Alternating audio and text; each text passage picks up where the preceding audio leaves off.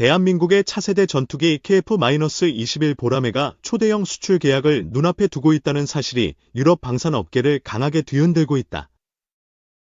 특히 최근 포착된 양산형 KF-21 기체에서 공동개발국인 인도네시아의 국기가 사라졌다는 사실이 알려지며 인도네시아 내부에서도 정치적, 외교적 반응이 감지되고 있다. 국산 전투기 개발이라는 군사주권의 상징이자 글로벌 방산 시장에서의 본격적인 경쟁주자로 떠오른 KF-21이 외교 경제 군사 전선에서 어떤 파장을 몰고 오는지 국내외의 시선이 집중되고 있다. 우선 현재까지 알려진 바에 따르면 한국항공우주산업 KI은 KF-21의 초기 양산형 블록 1 기체를 40대 이상 생산할 계획이며 이 중 다수는 한국 공군에 인도될 예정이지만 일부 물량에 대해서는 해외 판매도 고려 중이다. 특히 중동 지역 국가와 동남아시아 일부 국가가 KF-21 구매 의사를 타진한 것으로 알려졌다. 그중 사우디아라비아와 아랍에미리트, UAE가 유력한 수요처로 거론되며 KF-21과 관련된 기술 이전, 현지 생산, 가격 협상 등이 논의 단계에 진입한 것으로 보인다. 이는 유럽 주요 방산 업체들이 수출 주력 기종으로 밀고 있는 유로파이터 타이푼, 나팔, 그리펜 등의 판매 전략에 직격탄을 날리는 변수다. KF-21은 유럽 전투기 대비 높은 가격 경쟁력과 전투 성능의 균형을 자랑한다.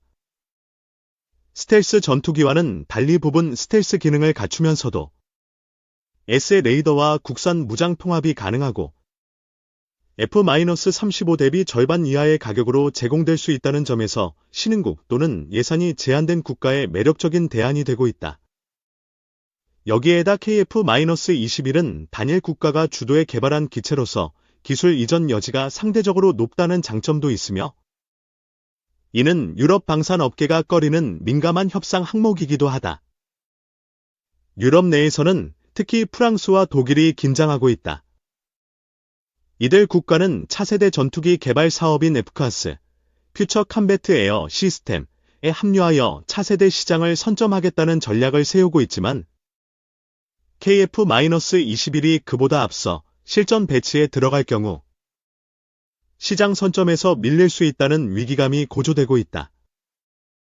특히 유럽 내 일부 언론에서는 한국이 새로운 방산 강국으로 부상하고 있다는 평가까지 등장하며 그간 유럽 중심의 방산 질서가 흔들리고 있다는 분석도 나오고 있다.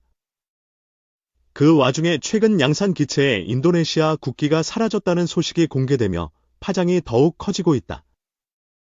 KF-21은 애초 한국과 인도네시아가 공동 개발한 4.5세대 전투기로 양국이 공동으로 연구개발, R&D, 비용을 분담하고 기체 설계를 함께 진행해왔다.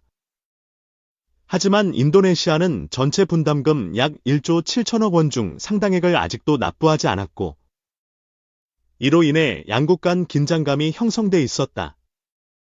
현재까지 인도네시아가 납부한 금액은 약 3천억 원 수준으로 전체 약속액의 20%에도 미치지 못한다. 이에 따라 방사청과 KA 측은 양산형 기체에서 공동개발국 표시의 일환으로 도색되어 있던 인도네시아 국기를 삭제한 것으로 보인다. 현재까지 포착된 양산형 KF-21 사진들에서는 태극기만이 선명하게 보이며 인니 국기 및 기타 공동개발 관련 문구는 찾아볼 수 없다.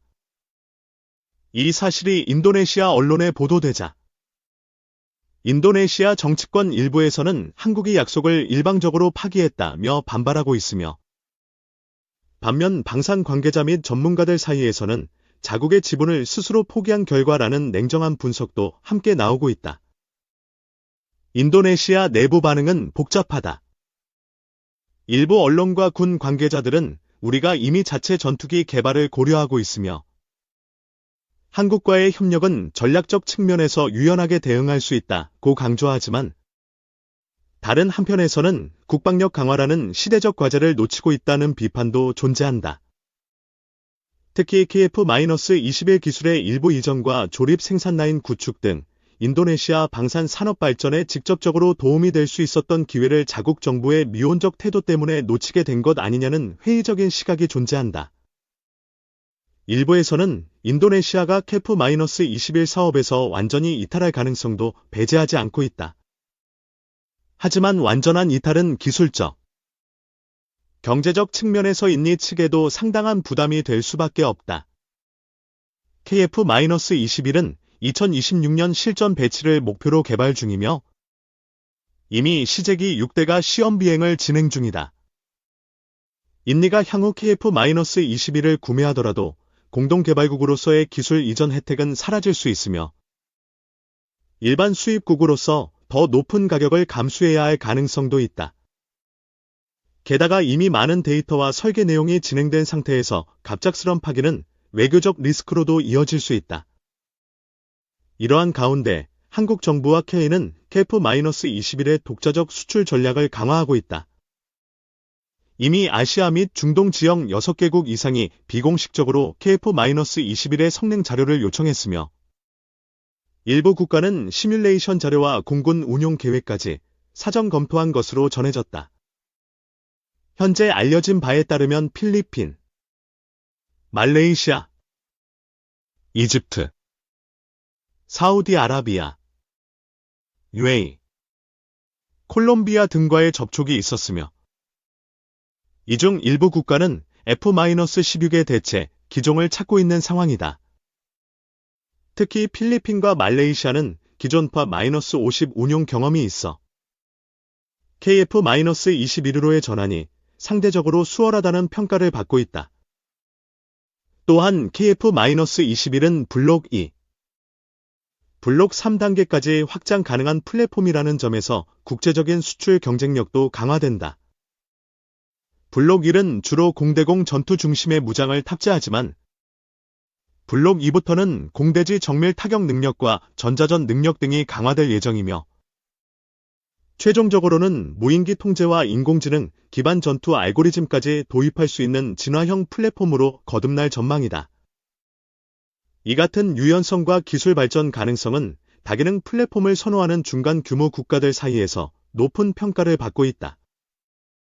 한편 국내에서는 KF-21 사업의 안정적 양산과 수출 확대를 위해 보다 적극적인 정부 지원이 필요하다는 목소리가 높다.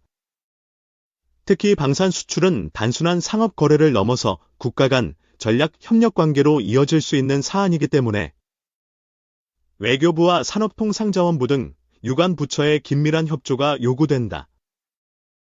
이와 함께 KF-21의 수출 판로를 확보하기 위해 한국 공군의 초기 도입 규모를 일정 수준 이상으로 유지하고 충분한 운용 실적을 통해 신뢰도를 높이는 것도 중요한 과제로 제기되고 있다.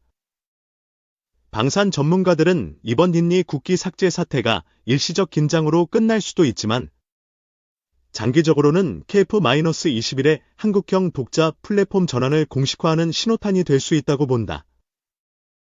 KF-21은 세계 전투기 시장에서 한국이 독자적인 브랜드로 인정받을 수 있는 첫 사례이며 그 과정에서 겪게 되는 외교적 마찰과 경제적 조정은 불가피한 단계로 해석된다.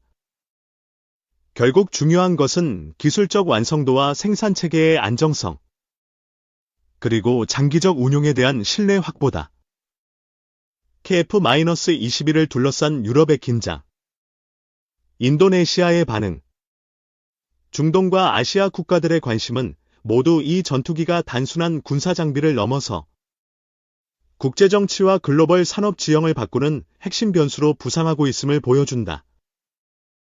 앞으로 한국은 KF-21을 통해 방산 주권의 확대, 기술 자립의 상징, 그리고 수출 산업의 신성장 동력이라는 세 마리 토끼를 동시에 잡을 수 있을지 주목된다.